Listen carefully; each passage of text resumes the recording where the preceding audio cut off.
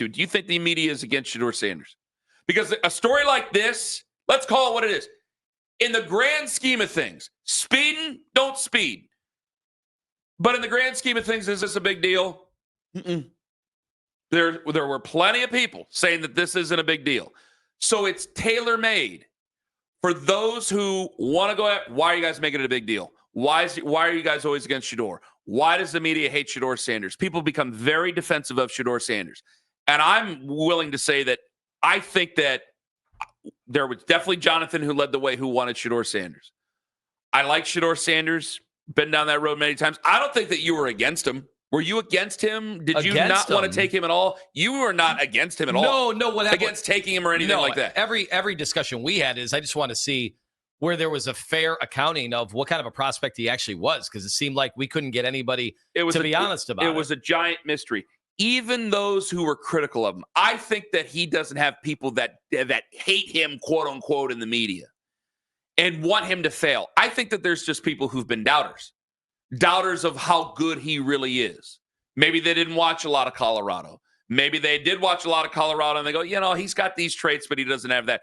And even in their effort to be fair in their criticism, it's been taken to an extreme about Shedeur Sanders. Because I'm willing to tell you guys, covering the guy, and we've had Baker before, we had Johnny before, we've had stars play the position before at a young age.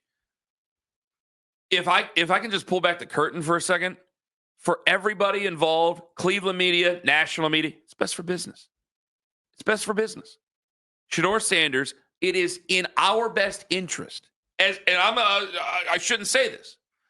In business of entertainment, it's in our best interest that he does well. That there is something there that he does and is able to attain some level of success and not just go down the drain and just we're getting ready for the draft again. Because that's something that we've done a million times over. That becomes old hat. He's new. He's exciting. He's a guy that is definitely a star. He could be a bigger star, but he's definitely a star. And he's a guy that can get some people around him, get young people around him, get young people to buy into the Browns.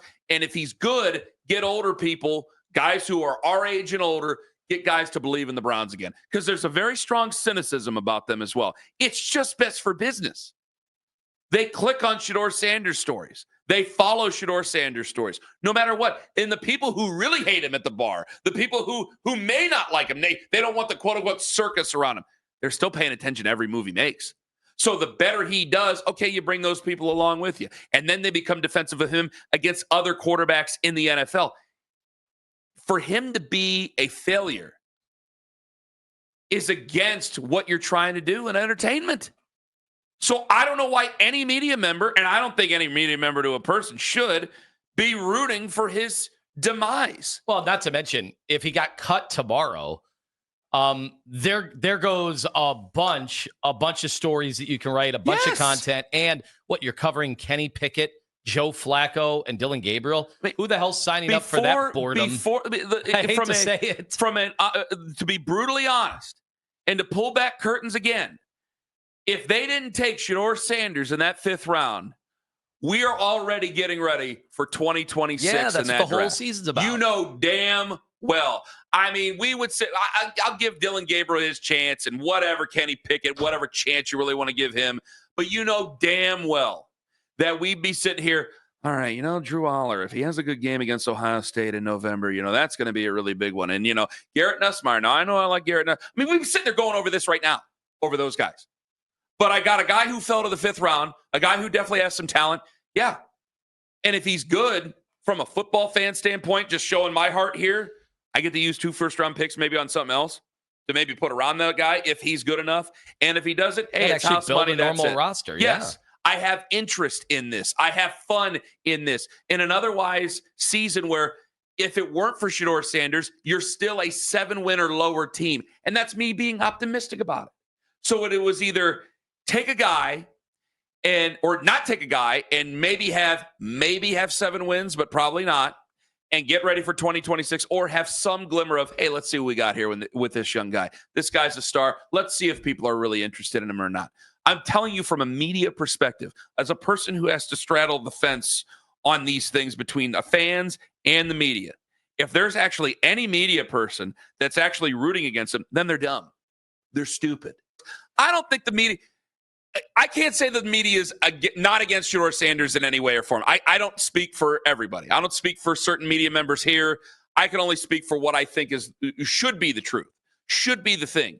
I don't think there should be a single media member in the city of Cleveland at all that should be rooting against Shedeur Sanders unless he did something to them personally that I don't know about. That's the only thing I can think of. Because when it comes to this season, he's a golden gift. He is a golden gift. He keeps my attention. He keeps me in. If I were just a fan, if this is Kenny Carmen, just big Browns fan who's sitting in 537, right? Shedeur Sanders and the possibility of him playing keeps me from doing yard work, keeps me from getting really nasty about it, keeps me with an open mind about this season. More than likely. Yeah, especially in a season where Nick Chubb's gone. gone. Yes. Unfortunately, JOK can't play. Because I'm an emotional person. I love JOK. He can't play, unfortunately. We all know. Nick Chubb's not there. I think they lost. I was surprised still at how much goodwill they lost with the Nick Chubb going on to the Houston Texans. I know that some people tried to look at it in a different way. It's like, hey, man, there's been guys who have left and have burned us before. We'll see where this goes. And now I have this young guy. And yeah, I know that there might be some criticisms of here in different corners. Speeding ticket, no speeding ticket. I don't give a damn about speeding tickets. I'm just glad everybody was safe. But in the end of it, it's a citation. He'll pay his fine and we'll all move on. There's interest in it. And as a media member where, hey, I'm in the middle of June. I just spent most of a segment on Stephen Kwan and I'll do it. I will talk about the Cavs, but I'm definitely defensive over trading away Darius Garland. I do not want to do that. There's definitely things to get into. But when it comes to the Browns, hey, I got this guy. And if I'm one of the people that cover the Browns mostly, this is a guy that keeps my interest. This is a guy that doesn't let me get cynical. This is a guy who can center it on what I think they're going to do. Now, I could have the last 13 years trying to tell me differently, but I want to be excited. I want to see whether or not a guy who fell to the 5th round of all places, maybe he ends up being the guy. Maybe he doesn't. But that's why I got 2 first-round picks next year. So for interest purposes, for me and my soul personally, both on the air and off, I'm having a blast with it. For a entertainment purpose, it keeps me from having to sit there and go, yeah, I don't care about the Browns on Sunday. I got a draft to worry about. In next April, I can't sit there and talk about LSU quarterbacks and college quarterbacks for 11 months. But as far as, you can't do that. But the overarching question about whether the media is fair, because I heard Nick and Jonathan talking in depth about it yesterday, and I'm like, man, I feel like it's been mostly positive. I feel like for a 5th round pick, by the way, I mean, 5th round picks don't get talked about. So to have anybody saying good things about a 5th round, especially 5th round quarterback, to see the amount of good things coming from, of all things, where very little can be garnered at all. Yeah. We're talking about like rookie minicamp, OTAs, minicamp, like that stuff. To have anybody saying favorable things about a quarterback and his play when he's in t-shirts and shorts. Yeah. Like that shows you that, yes, they are giving him a fair shot. They are talking about him favorably. The fact that anybody is saying he's going to start games this year, 5th round picks don't start games. Their rookie years, they just don't. And when it comes to, so yes, I do think he's being talked about favorably. And because I want him to at some point get his shot. I want him to earn his shot. I don't just want to throw him out there and put him in a bad position because we have to quote unquote get a look at him. Hey man, we quote unquote got to look at a lot of quarterbacks that I'd rather them just never had played, including a guy we traded away last year. Let's be serious. I want him to earn that chance. But I have hope with what I've seen with Colorado. Like, hey, if we strike here, we could strike with this guy. And it gives me some optimism. Now, I'll say this on the other side is I think we're about to have ourselves a warning coming in here soon. Okay, so hopefully I'll get this out. I'll say this on the other side, just real quick about the ticket. The only thing that I'm hoping for is that I don't have to go, okay, that wasn't a big deal, but this is a big deal. It's the only thing you think about when it comes to this stuff. 216-474-0092. Can I take a call, or is this thing going to pop in here at any point? Give it a shot. All right, I'm going to try to take a call. Deshaun in Cleveland. I'll put him on hold if it goes through. Go ahead, Deshaun.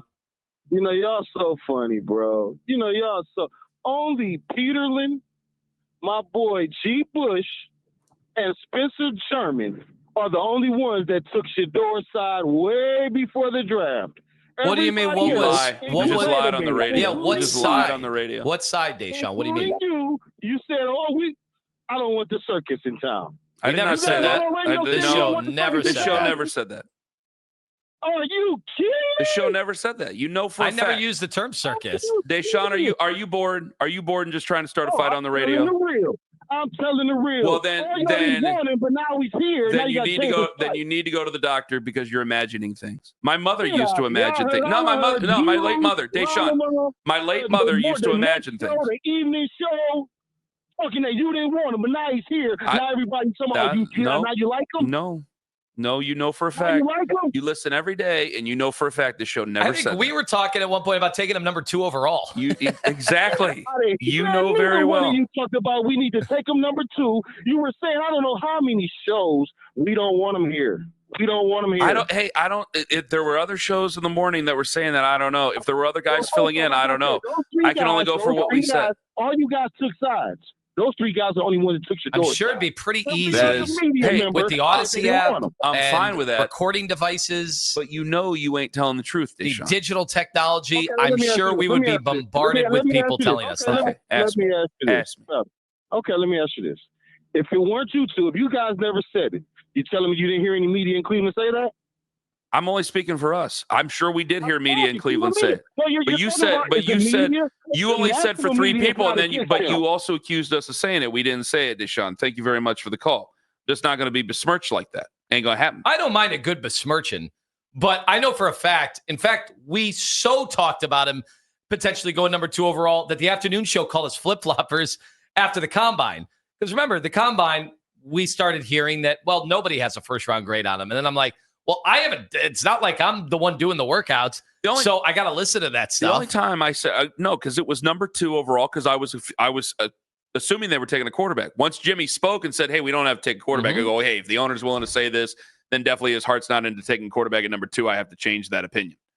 Because I just thought we were taking a quarterback. By the way, if anybody had heard our emerging podcast scene, the numbers, did you see the most recent numbers? Extend, yeah, off the charts. I don't think there was a show in the country outside of, Boulder, Colorado. I don't think there was a show in the country talking more about Colorado football than we were, to the point where people were like, can you guys stop? Because I remember when they did the 60 minutes schedule. When they did the 60 minutes piece on Deion, and I wanted to talk about that on the show. And we're like, let's do it on the podcast instead. People are like, why are you wasting our time with any of this? You guys are obsessed. Why don't you get season tickets to the Buffs? Because we were giddy that they had brought the program back. I remember the game Dustin did out there. It was beautiful. It was absolutely beautiful. Let me get to Bill in Euclid. Bill, hello. Good morning, gentlemen. Hi, Bill. I've got a slightly different take, and there's twofold. I'll get to the first part. Everyone's talking about Shedeur getting this just a citation. I got clocked for going 35 over a speed limit a few years ago, and it was called aggravated speeding, and I had to go to court, period.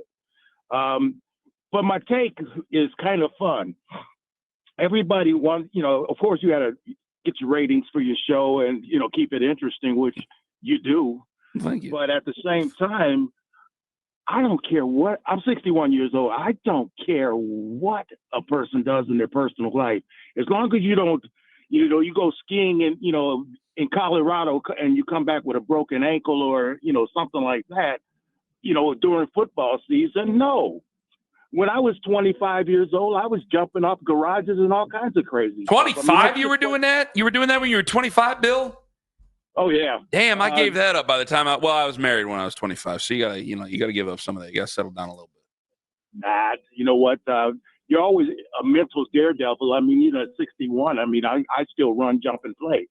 You wouldn't believe it if you saw me. Well, Bill, I don't. Just as long as you ain't jumping off a garage, it's not. We pick and choose on guys. But even if I didn't like, I just got to tell you, I got to be as honest as I can. And Bill, thank you for the call. Even if I didn't like Shedeur Sanders, I know that there's going to be other guys who speed as well. So if I like those guys, if they get pulled over for 100 in a 60, and I go, well, it's no big deal for so it wasn't a big deal for him, but it is a big deal for Shedeur Sanders. There's things that the only thing that I hope is that there's nothing else where I go, well, that wasn't a big deal, but this is a big deal. These are the things that happen. This goes on in life. But in his personal life, yeah, people do care about people's personal life. I care whether or not it's going to affect football and whether it's going to affect him being on the field. Everything else, if I meet him and I'm taken in by him, maybe I will care more about him personally. Right now, the care personally is that I don't want young people to be hurt or anything like that. But also the care personally is what is he going to be able to do for my football team? This does not affect what he can do for my football team.